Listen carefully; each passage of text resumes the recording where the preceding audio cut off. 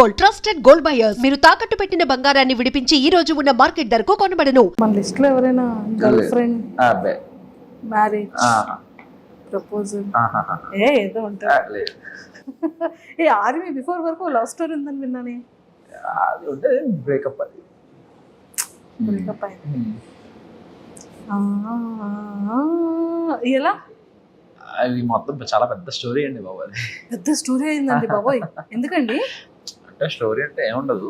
For suppose okay, ముందు అటు నుంచి అప్రోచ్మెంట్ అనేది అటు నుంచే జరిగింది. నేను అప్పుడు బిజీగా ఉన్నాను. ఇప్పుడు ఈ కోచింగ్, ఇప్పుడు డాడీ కోసం ఏదైతే మనం ఈ ప్రొఫెషన్లోకి అడుగు పెట్టేటప్పుడు నేను అది ఆ డెడికేషన్లో ఉన్నప్పుడు ఓకే, సమ్వాట్ నా ఫ్రెండే, చిన్నప్పుడు ఫ్రెండ్, నాకు తెలియదు, అంత పరిచయం లేదు, చిన్నప్పుడు ఫ్రెండ్ అని తెలుసు. సో అలా నార్మల్గా మాట్లాడుకోవడం జరిగింది. నార్మల్గా అలా రోజు అలవాటు పడిపోయాం. బాగా అలవాటు పడిపోయిన తర్వాత ఒక రోజు ఎక్స్ప్రెస్ చేసింది ఎలా అంటే, లేదు అవ్వదు, మనకు అంత సినిమా లేదమ్మా, నన్ను నువ్వు తట్టుకోలేవు, మా అమ్మాయి నన్ను తట్టుకోలేదు, నిన్నేం తట్టుకుంటా అని చెప్పి ఫస్ట్ అవాయిడ్ చేసేసాను నేనే. తర్వాత లేటర్ బాధ అనిపించింది, ఎందుకు ఇలా, తను మంచిదే కదా అది అని చెప్పి. అన్ఫార్చునేట్గా జరిగింది వెంటనే నేను ఇలా యాక్సెప్ట్ చేసిన వెంటనే ఇలా ఒక 1-2 monthsలో నాకు ఇలా వచ్చేయడం జరిగింది అనమాట ట్రైనింగ్.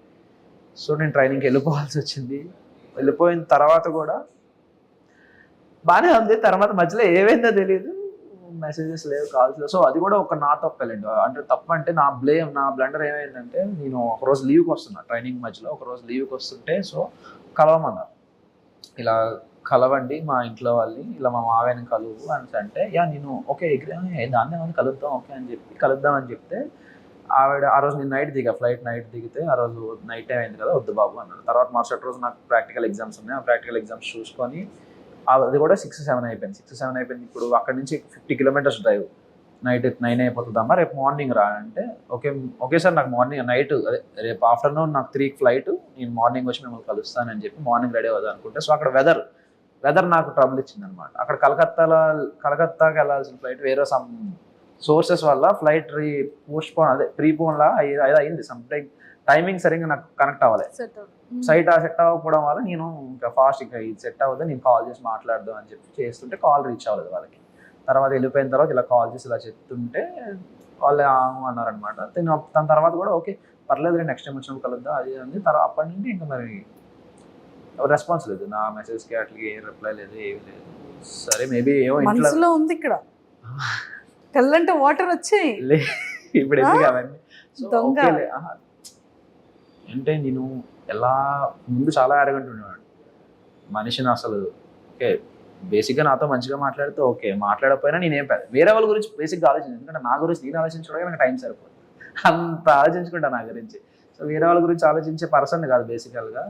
సో అలా ఈ మనిషి గురించి ఆలోచించి ఏమైంది అసలు ఏంటి అనే క్వశ్చన్కి ఒక స్టేజ్లో అర్థమైంది, ఇంట్లో మేబీ ప్రెషర్ ఏదైనా పెట్టారేమో, మేబీ ఇంట్లో లాక్ అయ్యిందేమో అని ఎక్స్పెక్ట్ చేసి, ఓకే కాలేజ్లో జాయిన్ అవుతారు కదా, కాలేజ్లో జాయిన్ అయిన తర్వాత ఎవరైనా ఫోన్ తీసుకొని మెసేజ్ చేస్తుందని చెప్తే, వేరే వాళ్ళ ద్వారా కాలేజ్లో జాయిన్ అయిందని కూడా తెలిసింది. కాలేజ్ జాయిన్ అయింది కదా ఇంకా మెసేజ్ రాకపోవడం ఏంటంటే, నేను మా ఫ్రెండ్స్కి వాళ్ళందరికీ ఫోన్ చేశారా ఎలా ఉంది ఏది కథ అని చెప్పి నేను ఎంక్వైరీ చేసి, తీరా వాళ్ళ క్లాస్లో ఒక ఫోన్ నెంబర్ 4 రోజులు తపస్సు చేసి ఒక ఫోన్ నెంబర్ పట్టుకొని ఫోన్ చేస్తే, ఆవిడ ఫోన్ ఇస్తే నేను తర్వాత మాట్లాడతానని చెప్పి.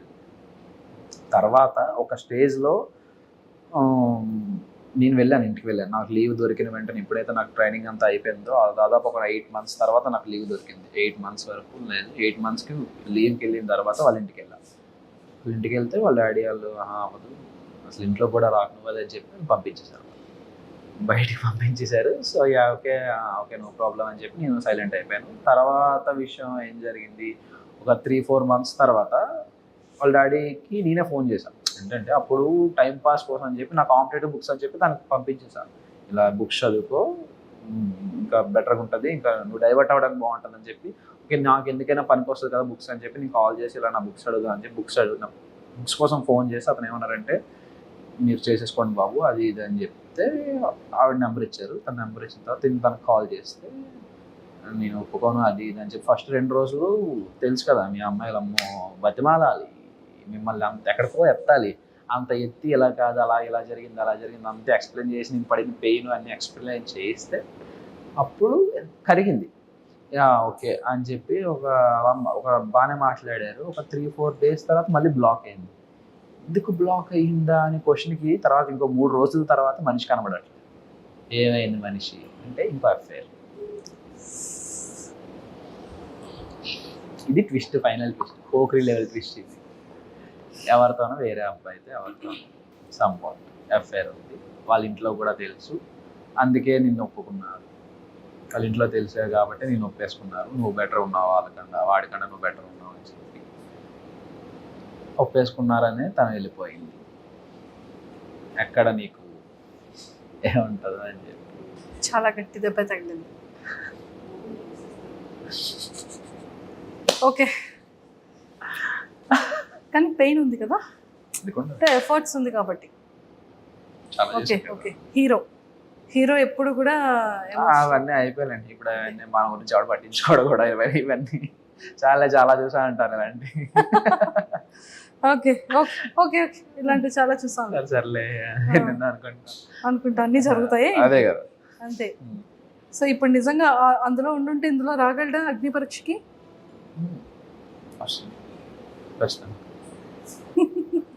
Super. Whatever, past is past, కానీ ప్రెసెంట్ ఎంత బాగుంది.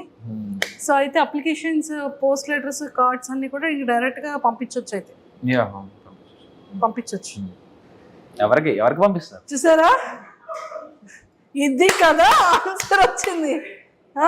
ఎవరికి అందరికి అందరూ సెన్స్ లో ఉన్నారు, కానీ మా నోడు పంపించు. నేను ఇంకా అప్లికేషన్స్ అవి ఏమైనా అంటే ఇంకా లీవ్ లోనేమో ఇంకేమైనా లీవ్ అప్లికేషన్స్ అనుకుంటున్నా నేను.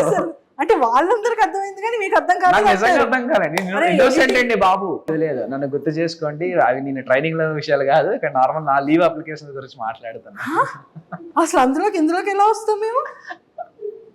రామ అందరికీ అర్థమైంది అక్కడ. నేను చిన్నపిల్లండి అండి, ఇన్నోసెంట్ కదా, ఒక పట్టాను అర్థం కాదు. ఏం చెప్తాను, చాక్లెట్ ఏమైనా తెచ్చిమ్మంటావా? బిస్కెట్స్ మానేసానవండి. సూపర్. సో ఫైనల్ గా అప్లికేషన్స్ అన్నిటికీ కూడా రాజు, అప్లికేషన్స్ అన్ని కూడా లైన్ లో పెట్టమ్మా. డన్. సో మరి నాగమామకి తగ్గట్టు ఇంకొక మన్మధుడు బిగ్ బాస్ హౌస్ లోపలికి వెళ్ళబోతున్నాడు. అయితే మన్మధుడు ఎవరు కనీసం చూడను కూడా చూడరు నన్ను. సో మొత్తానికి అయితే లోపల హౌస్ లో స్క్రీన్ ప్రెజెన్స్ ముందు మనం ఎవరం కనబడం. నాగమామ ముందు నాగమామ ఇస్ ఆల్వేస్ రాకింగ్. ఖచ్చితంగా కదా. సో జడ్జెస్ గురించి అండ్ బ్యూటిఫుల్ యాంకర్ శ్రీముఖి గారి గురించి ఏం చెప్తారు? చాలా సపోర్టివ్. అసలు మినిమం అంత సెలబ్రిటీ లెవెల్లో ఆఫ్ జడ్జింగ్ లో ఉన్న, జడ్జిమెంట్ లెవెల్లో ఉన్న, జడ్జెస్ గా ఉన్న అంత లెవెల్ ఆఫ్ యాటిట్యూడ్ ఎవ్వరు చూపించేవారు. అందరూ చాలా క్లోజ్ గా ఉండేవారు, నీట్ గా మాట్లాడేవారు, వచ్చి కనబడగానే హాయ్ చెప్పేవారు. హాయ్ అమ్మ ఎలా ఉన్నావు, బాగుంది, డ్రెస్ బాగుంటే బాగుందని చెప్పేవారు, అన్ని చెప్పేవారు, అన్ని మాట్లాడారు. శ్రీముఖి గారు అయితే పక్కకు వచ్చి కూర్చొని అన్ని మాట్లాడేవారు, అన్ని చెప్పేవారు. అదే ఎలా కాదు, ఇంకా బెటర్గా ఉండండి, ఇంకా బాగుంటుంది, మీ ఫ్యూచర్ బాగుంటుంది, మీకు అందరికీ ఛాన్సెస్ వస్తాయి అని చెప్పి శ్రీముఖి గారు కూడా మంచి మాకు అందరికీ బూస్టప్ ఇచ్చేవారు. మాత్రం ఎవరైనా టాస్క్ ఏదైనా ఫెయిల్ అయ్యి డల్ అయినా వెంటనే సపోర్ట్ చేసి ఎలా కాదు ఇంకా బెటర్ చేస్తావు అని చెప్పి సపోర్ట్ ఇచ్చి. అభిజిత్ గారు చాలా మంచివారు.